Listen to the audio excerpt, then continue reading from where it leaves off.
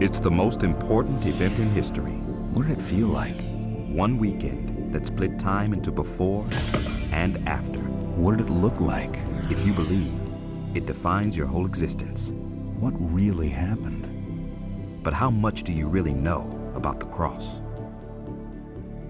Any illustrations I saw of the crucifixion were of a fairly placid Jesus looking down in pity from the cross.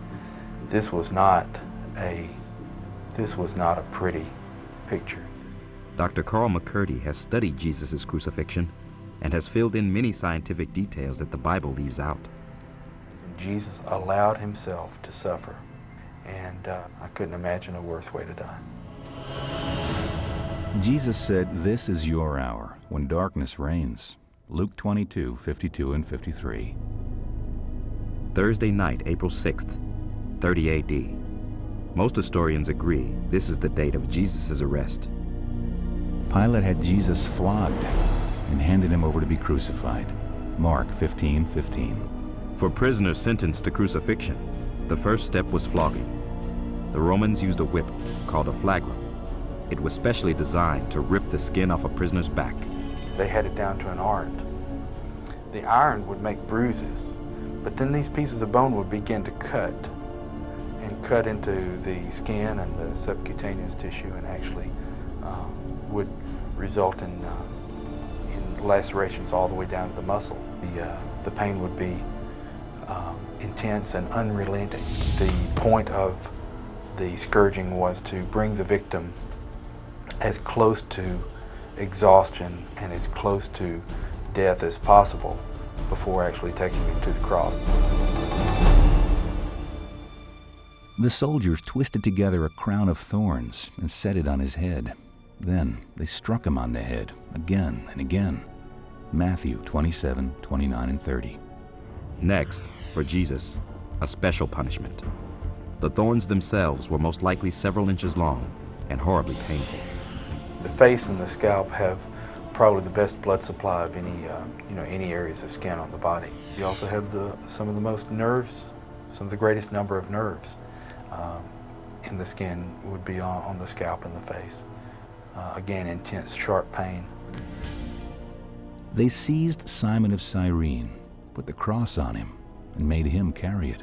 Luke 23:26. It weighed between 80 and 110 pounds, and knowing that Jesus could not carry what the Romans called the patibulum gives clues about the beating he'd already suffered.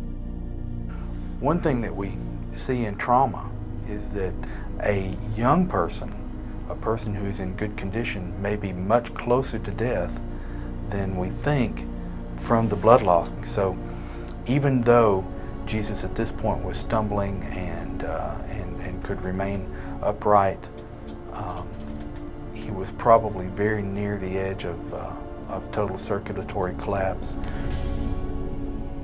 He went out to the place of the skull, and here they crucified him. John 19:17. Crucifixion was a relatively bloodless process. The nails Romans used resembled railroad spikes. There was one pounded through both feet and one hammered through each wrist. A nail or spike through the palm would never hold the weight of a body, but the spike inserted through here would get right in the middle of those wrist bones and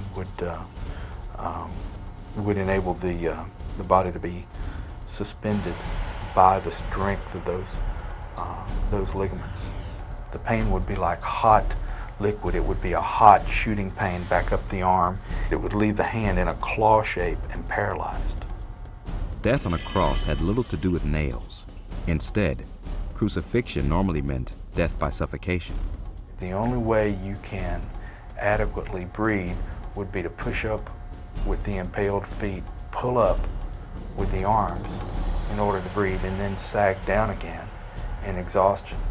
And obviously, every time that happened, there was intense pain in the arms. The scourged back would rub against the rough wood of the cross.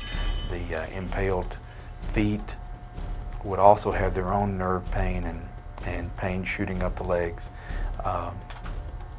And it would be pure agony to simply take a breath.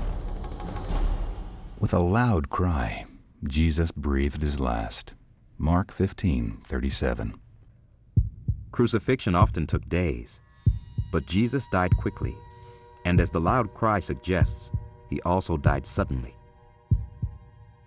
A catastrophic terminal event is a pathologist's phrase to mean that something happened all of a sudden to cause death. And my feeling would be that his scourging was so intense, that the blood loss that preceded the crucifixion was so intense that shortened the length of time of the crucifixion. And in this case, the final event was I'm sure either an abnormal heart rhythm or his heart simply stopped.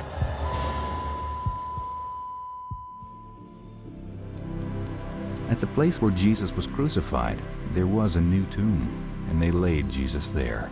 John 19:41 and 42. On April 7th, 30 AD, the world turned dark. Jesus is dead. Friday is over. But Sunday is coming.